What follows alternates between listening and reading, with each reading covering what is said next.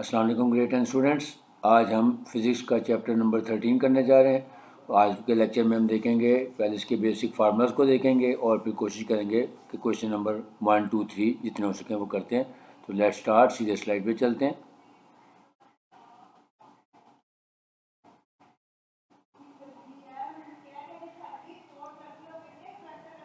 Chapter number 13,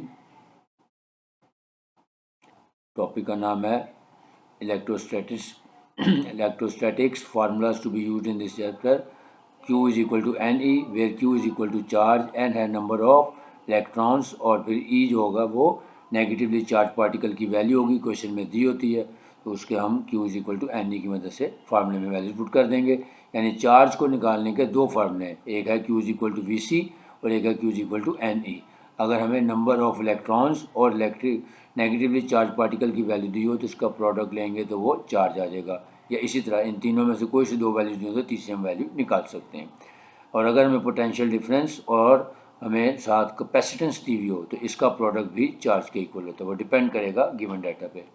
next, Coulomb's law, F is equal to K times Q1 Q2 over R square. इसका मतलब क्या होगा, दो charges दिए होंगे और R का मतलब होगा distance between the two charges.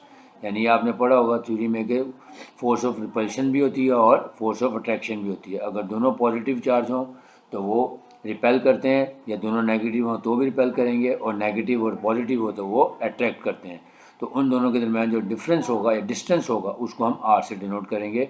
आगे न्यूमेरिकल हम करेंगे तो पता लग जाएगा। और K की वैल्यू फिक्स्ड है, ये आपने याद रखनी है, 9 टाइम्स 10⁻⁹ एन एम स्क्वेयर पर स्क्वेयर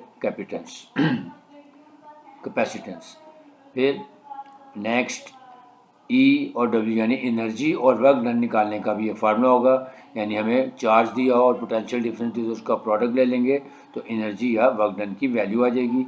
सिमिलरली अगर हमें दो पोटेंशियल डिफरेंस दिए होंगे तो उन दोनों का डिफरेंस लेके चार्ज से मल्टीप्लाई कर देंगे तो भी एनर्जी या वर्क डन आ जाएगा। यहाँ पे ये याद रखना है कि V2 माइनस V1, यानी हमने जो डिफरेंस है पोटेंशियल का वो पॉजिटिव लेना है।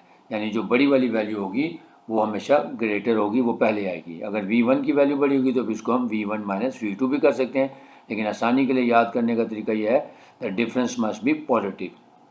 Next, F1 into R1 square plus F2 is equal to F2 R2 square. ये उस सूरत में होगा जब हमें दो फोर्सेज और एक रेडियस, या दो रेडियस और एक फोर्सेज दी होगी, तब हम इस फार्मूले की मदद से, यानी तीन आइटम्स दी होंगी तो चौथी निकालेंगे। क्वेश्चन आएगा तो उसमें आपको क्लियर हो जाएगा। नेक्स्ट, फिर कैपेसिटर्स इन सीरीज़ कम्बिनेशन। जब सीरीज़ कम्बिनेशन होगा तो जो इक्विवेलेंट कैपेसिटेंस निकालने का फार्मूला है वो रेसिप्रोकल्स है, यानी 1/C1 plus 1/C2 and so on to 1/Cn। यानी जितने भी नंबर ऑफ कैपेसिटर्स होंगे उनके रेसिप्रोकल्स लेके उनका सम ले लेंगे तो वो इक्विवेलेंट कैपेसिटेंस का रेसिप्रोकल आ जाएगा। फिर CE की वैल्यू निकालेंगे तो क्या करेंगे, उसका रेसिप्रोकल ले लेंगे। क्वेश्चन करेंगे तो समझ आ जाएगा। फिर सीरीज़ कम्बिनेशन में चार्जेस सेम होते हैं, Q1 Q2 and so on to Qn। Whereas Q की वैल्यू जो हमने निकालनी होगी वो वही होगा VC। यानी अब यहाँ पे जो C की वैल्यू यूज करेंगे वो हम इक्विवेलेंट कैपेसिटेंस की वैल्यू यूज़ करेंगे। और इसी तरह जब हमें पोटेंशियल डिफरेंस निकालने होंगे तो V1 is equal to Q1/C1 Q2/C2 and so on, यानी जितने भी कैपेसिटर्स होंगे उसके एतबार से हम उसका पोटेंशियल डिफरेंस निकाल लेंगे। फिर last, capacitors in parallel combination. तो इसमें जो इक्विवेलेंट कैपेसिटेंस का फार्मूला है वो जस्ट ये है कि जो कैपेसिटर्स दिए होंगे उनका सम ले लेंगे। तो इक्विवेलेंट कैपेसिटेंस का फार्मूला हो जाएगा C1 plus C2 and so on to Cn, फिर CE shows the equivalent capacitance. फिर यहाँ पे पोटेंशियल डिफरेंस इक्वल होगा। याद रखना है कि सीरीज कम्बिनेशन में चार्ज सेम होता है, जबकि पैरेलल कम्बिनेशन में पोटेंशियल डिफरेंस सेम होता है। और Q की वैल्यू वैसे निकलेगी VCE जैसे हमने ऊपर निकाली थी। और यहाँ पे जो चार्ज का फार्मूला होगा वही Q1 के लिए VC1, 2 के लिए VC2 और अगर 3 भी होगा तो VC3 एंड सो ऑन। अब हम चलते हैं क्वेश्चन नंबर 1 की तरफ। The charge of how many negatively charge particles would be equal to 100 micro coulomb assuming charge on negatively particle is this. यानी जो पहला फार्मूला हमने पढ़ा था Q is equal to NE। इसमें हम गिवन डाटा में देखते हैं हमारे पास चार्ज की वैल्यू दी हुई है 100 माइक्रो कूलम, तो माइक्रो की जगह उसकी वैल्यू पुट कर दें 10⁻⁻⁶।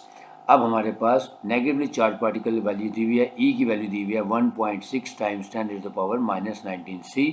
और हमने फाइंड क्या करना है, नंबर ऑफ पार्टिकल्स यानी n की वैल्यू फाइंड करनी है।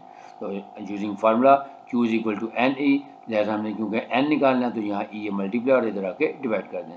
सो n is equal to q over e, just हमने वैल्यूज पुट करनी है।